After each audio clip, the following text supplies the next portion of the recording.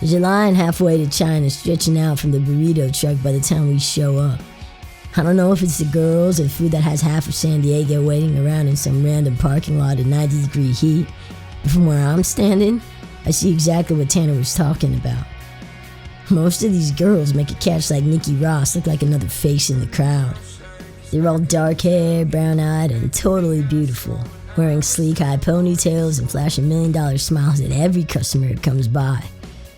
But the food truck girls weren't enough to partially take my mind off things. The view just a couple feet behind them zaps all the stress out of the morning. There's a killer view of the waterfront behind the crowd. The beach is wild, almost virgin. No packs of tourists crowding the water. Just perfect white crest painting the tips of an always restless Pacific. Tanner brought me here knowing what I needed without me having to ask. Without me having to speak. And I'm grateful for it. For him understanding me better than I do. When things get bad at home or at school or wherever, the ocean numbs part of the pain. It doesn't come with the rush that my usual party favors do, or the high that a little bit of Mary J can get me, but it takes the edge off. Maybe that's why Tanner swims and Callie surfs. The two of them spend most of their time on the shoreline, diving into the big blue about 5 to 6 days out of the week. I never got why my brother did it before. Why he'd leave home before the sun was up just to run by the water and watch the sun rise and turn everything gold. But right now, with my phone pinging in my pocket and me starting to notice way too many familiar Mission Bay faces noticing me, I get it. This is how he escapes. Maybe there's a way out for me here too. Tanner comes jogging over to me from the Wrangler with his Ray-Bans on and his t-shirt sleeves rolled up like he's about to enter a burrito eating competition. A couple girls standing around a red and black polka dot VW check him out and start whispering and giggling to each other like Justin Bieber just dropped in for a visit. As their eyes trail my brother, they catch sight of me staring in their direction. I peek over at them from behind my glasses and give them a lazy wave, which they surprisingly return, smiles and whispers included. I stand there, half entertained, half confused about how or when I actually started getting the same kind of attention from girls that my brother usually does, when one particular girl catches my eye. She steps out of the driver's seat wearing nothing but black leather pants and a Who Runs the World t-shirt with black lipstick to match. Realization number 1, Kimmy, Nikki's peach of a friend from last night, is about as hardcore as a Care Bear. The ladybug says it all. Realization number 2, Kimmy has eyes like a hawk and a mouth like a speaker box, and if she sees me, Nikki and Trevor and whoever the hell else will find out where I am right now and send a death squad. Time to go. Tan, I'm gonna go get some air for a little bit. The crowd's wigging me out. My phone's on, so just call me when you get the food or whatever. Tanner stops his speed walk over to the back of the line and whips around to face me. Absolutely not. This is not a delivery service, Elias. If you want to eat, you gotta wait like everybody else. Yeah, no. I get that, and I will wait, just not here.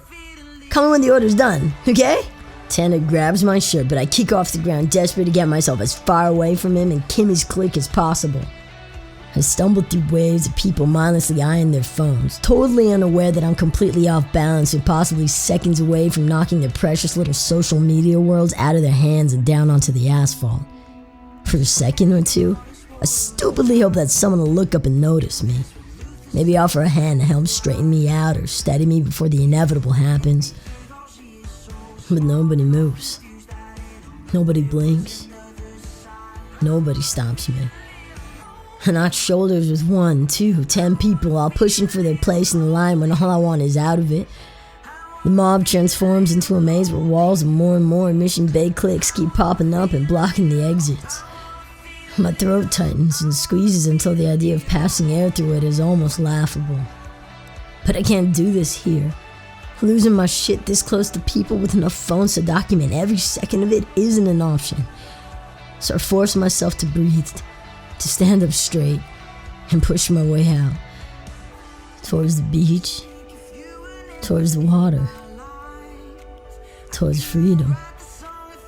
But the second I step into what looks like a break in the crowd, freedom laughs in my face right as a warm, soft body collides with mine. I've never been taken out by a girl before, but this one comes crashing into me at what feels like 30 miles an hour. I fly, literally, fly off my feet and my back hits the asphalt so hard the pain radiates through my teeth. A very sharp, bony elbow finds its home a couple inches below my stomach and comes dangerously close to knocking the wind out of me completely. For a little while, Asteroid Girl and I are a mess of hands and arms and awkward apologies that I'm barely getting out between breaths. I sit up with her essentially in my lap and do my best to ignore the fact that her too short to just be a dressed vintage band tee is sporting a brand new tear and showing more than she probably wants it to. You okay? Sorry, I didn't see you coming, I say. But given the look on Asteroid Girl's face when she turns to look at me, my apologies falling on deaf ears.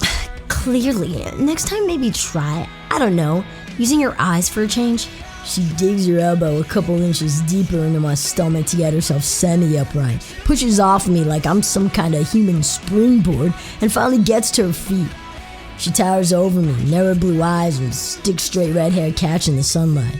She's dressed like some wannabe version of an early 80s mosh pit grunge chick, combat boots and all with a switchblade personality to match. Sorry, it won't happen again, I say, and I mean it. Once Asteroid's on her feet, she shields the sun out of her eyes and bends down to get a closer look at me. And I don't know what short circuits in her brain or why it happens, but she light switches from switchblade to sweetness in an instant. She smiles. At me. Smiles and offers me her hand. Like all the bitterness that was tattooed across her face a couple seconds ago was never there in the first place. Yup. This whole girls treating you nice because they find you attractive thing's definitely going to take some getting used to. Wait, you're that Elias kid, right? Tanner's little brother? I totally saw your post last night and thought it was super funny. Nice sense of humor. Fake. Just like the mismatched underwear she's got on under her punk rock ghetto. She lifts me to my feet and dusts off my shoulders like she's magically sprouted a new personality in the last 30 seconds. I don't buy it any more than I like it. Note to self, females who flip in a flash are always a no-go and require quick shutdowns. Nice panties, but I'm guessing you didn't want anybody to see those, right? I say, even though I probably shouldn't have, but the words are already out of my mouth.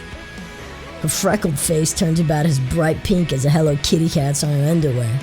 It's not like she wanted to flash half of La Jolla, but she was so busy yelling at me one minute to dropping random compliments at me the next, that she didn't notice that the bottom of her little shirt dress had torn to the point of public peep show. Unfortunately, I'm not the only one who notices. More than a couple people standing around have their phones out and are happily watching Asteroid Girl go supernova over the new black hole of a tear on her destroyed tee. As prickly as she is, I'm not gonna stand here and let people pick and choose whether or not they'll humiliate her on camera. This is totally your fault, she says. I untie the flannel around my waist and try to hand it to her. I know, which is why I'm trying to... A laugh cuts across the parking lot, arresting every part of my attention. Getting closer, louder. And I can't quite figure out exactly what's happening or why it's getting to me the way it is. But one thing's clear. I can't shake how this laugh sounds. That her laugh just feels free. And that's something I haven't really felt in a long time. Oh my gosh, Katie, you ate it so hard. You had to see it from far away. I told you texting while walking was dangerous business. Anyway, we gotta get going or they'll run out of tickets for the Casablanca screening. We only have 20 minutes. Oh, man. Sorry. Is everything okay? I don't know what it is about a person's voice that makes you stop and pay attention. but hers is the kind that lives just above the noise of everything and everyone else. The roar of the freeway and food truck chatter fades out right as she fades in. Her words slip out of her upturned lips, tiptoe across the air, and settle somewhere underneath my skin. I don't know her voice. It's not the typical high and dry SoCal drawl that Katie has down to a T, or the type of talking that's made of more air than actual words. But her sound rattles me. Almost as much as she does at first glance, but I don't say anything. I can't. Because I'm too busy listening to her speak. And watching her sun-kissed cheeks rise in time with a smile that's angled a little too far to the right. I tilt my head to get a better look at her. And suddenly this girl's got me sideways just trying to take in her details. Her dimples, her tuft of mahogany hair tied up in a lopsided bun on top of her head like a messy Mount Everest.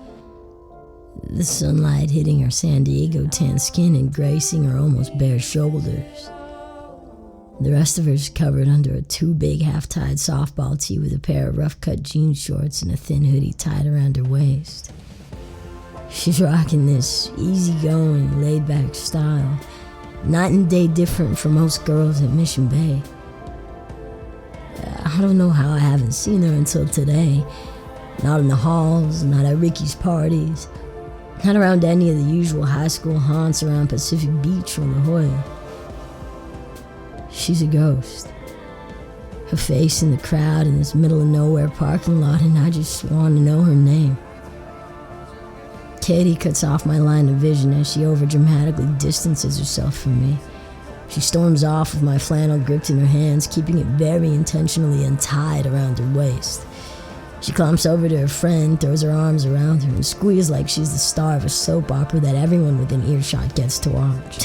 I'm so sorry, Ella. I was on my way when I got slammed into by this jerk. She points and glares at me like I'm a convicted felon and I decide not to shoot my mouth off for the 50th time today. I don't need any more arguments than I already have coming, so I take the easy way out. Look, I know you don't believe me, but I really am sorry, I say. Katie blows a tuft of air out her flared nostrils and pops her hip out like she means business. Sorry? Well, sorry isn't gonna fix what happened to my shirt. I'll have you know that this is a vintage classic, so there's no replacing a one-of-a-kind. Kit Kat, it's fine. Everything will be fine. We can figure out how to fix it at my house later, okay? Plus, it actually gives more of a rocker vibe, I think. Just try to relax. Elle says, picking up on the situation and pulling my flannel up around her friend's waist to keep the stares out and her temper in check. She pulls down Katie's shirt with one hand, shields her with the other, gives Katie her hoodie, and shoots me an almost apologetic look. I'm silently grateful. I'm not used to people coming in and turning drama around. I've only ever seen it escalate. At least, until her. Once Katie's panties are out of public view and she's done checking her shirt for damage, she pipes down on her amped-up panic attack. She pulls my flannel out of her friend's hand, only to rocket it in my direction. I assume her attack was aimed at my head, but it hits my chest with a soft thud, much to her disappointment. Thanks for nothing, jerk-off, she says like the sunshine queen that she is. I nod and throw her a salute, which she clearly doesn't appreciate. Her face bunches up like an old prune, and she goes right back into her damsel in distress act for her fading audience. She turns away from me and clings on to her friend like a starfish. Elle, honestly, I don't know what I'd do without you. Let's get out of here, okay? I'm gonna need a box of popcorn and an entire packet of Snickers minis to make me forget about this fiasco. Elle quietly agrees like she's put up with this kind of drama a million times before and gently rubs Katie's back in slow circles to calm her down. My mind suddenly flips to the fantasy channel and starts playing out different versions of what Elle's hands might feel like on me. My face heats up as soon as her bright eyes cut over to mine. I wait for her expression to change. Nowadays, it goes one of two ways. The first, a recent development. The second is the one I'm most used to. For one, I either get the flip switch reaction from girls like Katie, and while it makes it easier to weed out fake shallow chicks, which I'm realizing is like 99% of them, I'd still prefer dealing with that than the second. Because the second kind of change has everything to do with me and my shortcomings toward other people, which happens about 99% of the time. So I wait to see that inevitable change, for that sideways smile to flatten out in disappointment the way everyone else's does when they pick up on my mistakes. But her smile stays, and suddenly, the fact that there's zero change just made that 1% make all the difference.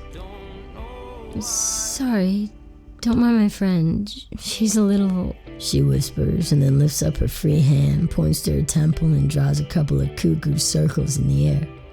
And instead of being cool and throwing her a head nod the way a guy with actual moves would, I cross my eyes and finish the gesture like I've actually lost my mind. The second my brain actually manages to calculate just how stupid I'm making myself look in front of a girl I don't even know, my nerves kick into high gear and a tidal wave of anxiety rushes through my veins. What if she takes it the wrong way? What if I took it too far? What if I swallow the dry lump wedging its way into my throat and open my mouth to apologize when the impossible happens? She laughs. Head back, heartfelt, whole body laughs. And it's no different than the first time I heard it. The sound soars out of her lips and into the air, dances on the breeze, and then disappears. And so does she,